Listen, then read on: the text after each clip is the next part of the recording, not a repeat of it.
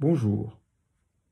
Il a fallu une pandémie sans précédent pour que l'Organisation industrielle mondiale soit ouvertement contestée.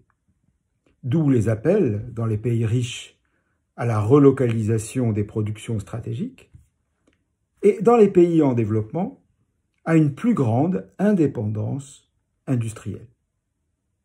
Mais une démondialisation de la production suscite souvent les mêmes objections.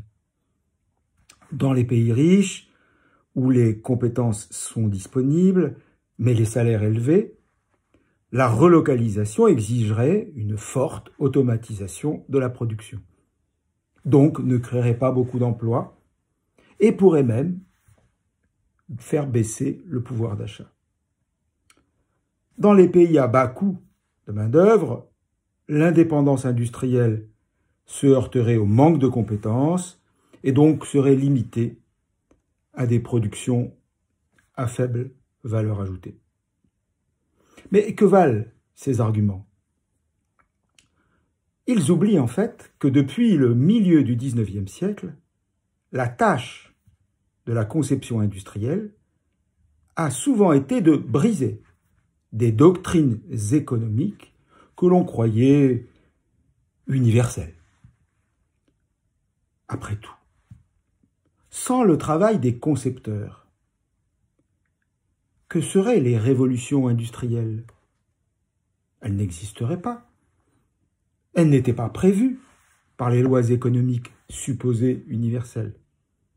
Quant à la Chine, pauvre il y a peu de temps,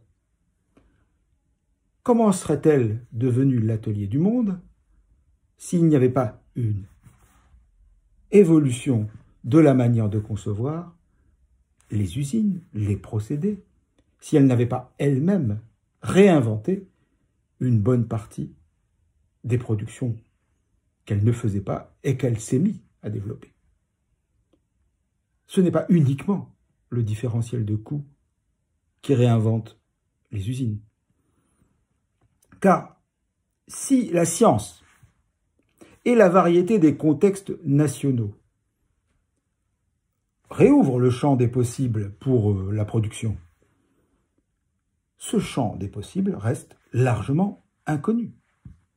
Il n'est pas totalement déterminé d'une manière univoque, ni par l'état de la science, ni par l'état des différentes possibilités que présentent les pays.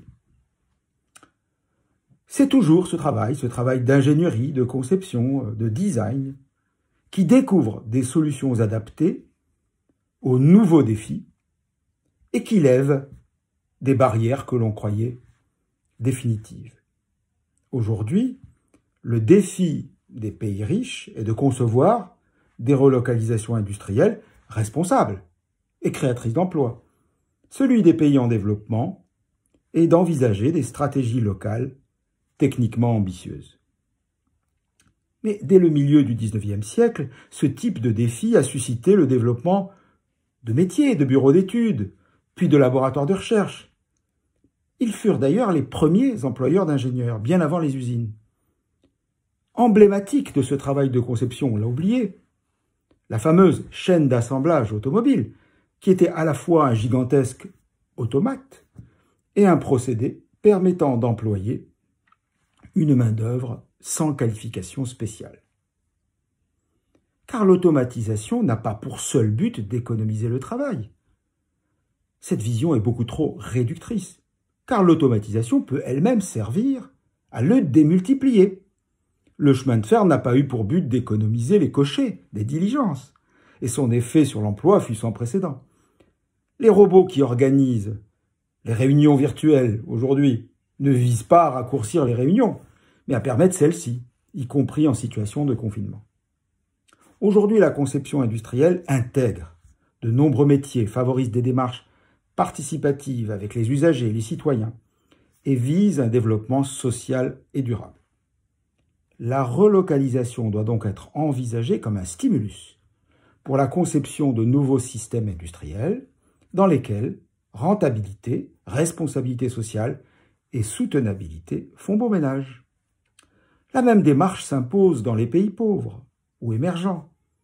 Il ne s'agit plus seulement de maximiser l'usage d'une main-d'œuvre bon marché pour exporter des biens conçus ailleurs.